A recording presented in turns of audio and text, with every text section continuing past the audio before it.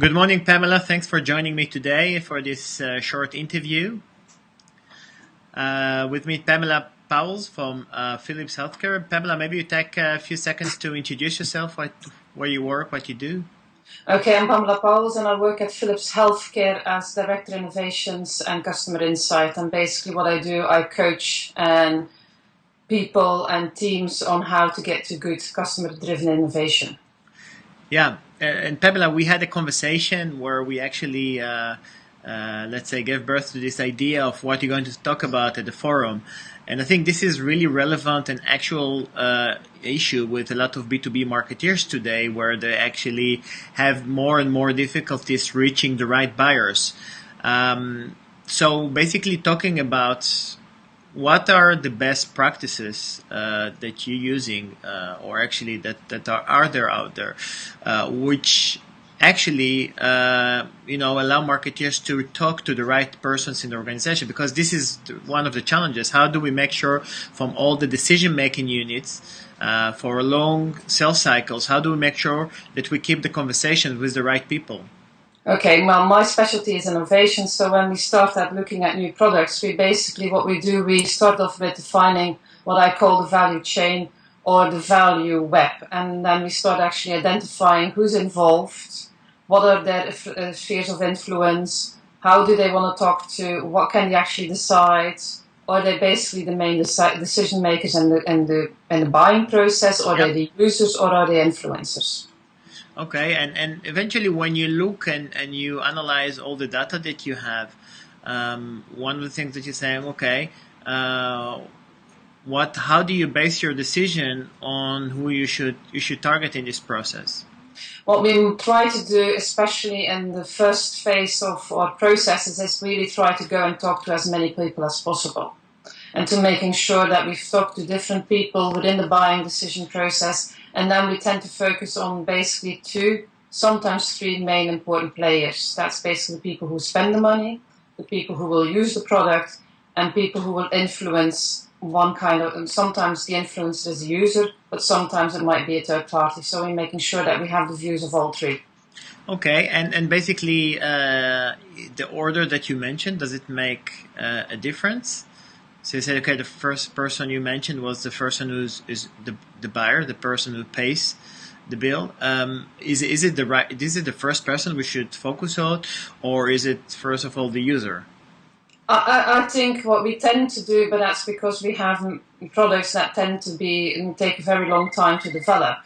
What we tend to do is basically quite often, sometimes a little bit over-focus too much on the user, to making sure that we at least have machines and products that will meet their needs. Mm-hmm. And quite often what we will then do is try to translate that towards what kind of value will that actually generate for the customer, for the person who actually is paying for it. Yeah, and basically when you're looking at actual example, you are from Philips Healthcare, so you're selling those big machines to hospitals. Can you give examples? Who are the right people in the organizations that you're talking to? Well, in the hospitals nowadays it's very simple, because basically you have the hospital administration, which is actually quite often a team of people who will make the critical buying decisions. Yeah. They're the ones that you have to talk to. If you don't understand what they're doing, it's quite important. On the other hand, of course, you have the clinical specialists like radiologists, cardiologists, you name it. These are the people who will use your product. Yeah. So in that sense, they are both basically your biggest ally, because if you can make sure that you're developing products that will feed their needs and actually also quite user-friendly and are designed for them and around them, they will be a good ally in order for you to start talking to these hospital administrations. Although we also quite sometimes see that the needs of the hospital administrations are sometimes different than the clinical needs. So it's quite important, depending on the project you're working in, to define these people separately every time. Okay. And you cannot say, oh, we've understood it now. For cardiology, it will be the same. For radiologists, most of the time it isn't. Okay, and marketers that look at you at the moment and have the biggest questions in their head is that, what can I do? Can you give me some tips, or what can I do in order to make sure that I'm really talking to the right person, that my content is directed at the right person that I need to talk to, that all my efforts around, that I'm doing in marketing are directed at the right person? Okay, I think for the first thing, and it sounds a little bit boring and seems like you're losing a little bit of time, but sit down and then identify who could be the potential players, make a long list, and quite often you will have people in it that you didn't think of it. And then look at it, do I know in my connections people who are doing this kind of job, and start talking to them. Try to identify at least these 3 people and understand very clearly what they want or what they need. I mean, what they want, I probably don't know, but what they need, they know.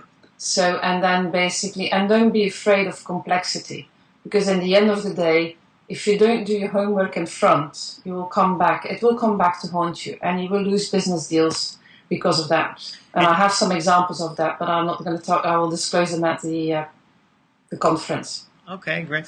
Again, to this tip that you give to marketeers, and what is the best way for them to do that? Is it just an internal thing, that to sit down at the office and to do that, or just to go on the road and speak to people?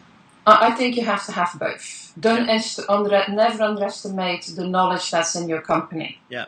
I think the big mistake that a lot of that especially sometimes consultants are making, say you have to go out, don't use them especially when it comes to insights, you have to go and fresh. Yeah. You have to earn such a wisdom of years of experience in your company.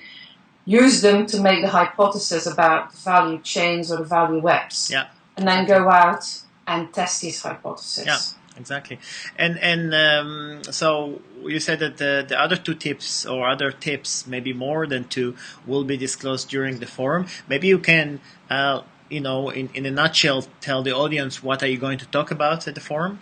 What I'm going to talk about at the forum is maybe the most underestimated topic from every kind of thing. We talk about the customer and we assume we know it, but in B2B, a customer is never a single identity or unit. It's mainly a web of people, and focusing on the wrong customer can actually cost you a lot of money, maybe not in lost sales, but also in lost effort on trying to make good innovations. Okay, extremely interesting topic, and relevant also to a lot of B2B marketeers. 14th of March at the B2B Marketing Forum in Amsterdam. Thank you very much, Pamela. Pleasure.